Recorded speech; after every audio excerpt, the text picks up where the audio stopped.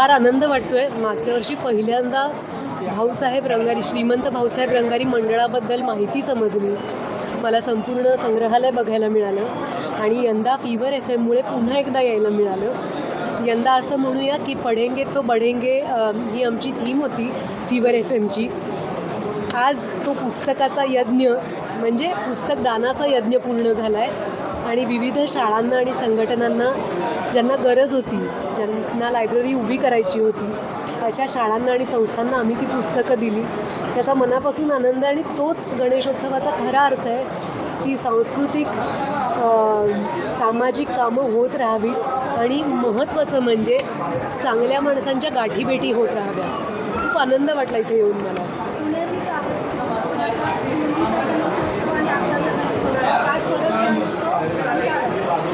मला असं वाटतं गणेशोत्सवातला जो उत्साह, प्रेम आणि आनंद असतो तो कायम आहे.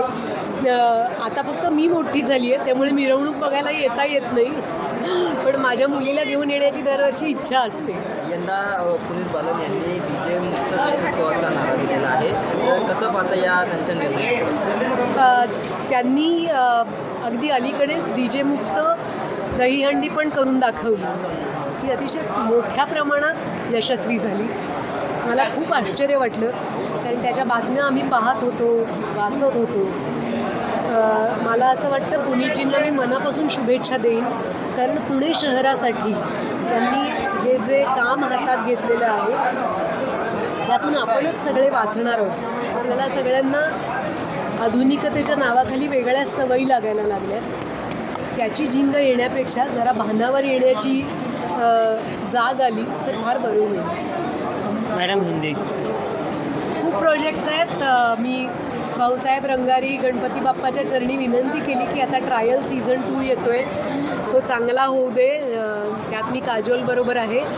आत्ता मधुर भंडारकर सरांचं शूटिंग चालू आहे द वाईव्ज या सिनेमाचं आणि पॅराडाईज नावाच्या मूळ तेलुगू सिनेमाचं आणि विविध भाषांमध्ये रिलीज होणाऱ्या सिनेमाचंही काम सुरू झालं आहे. मॅडम हिंदी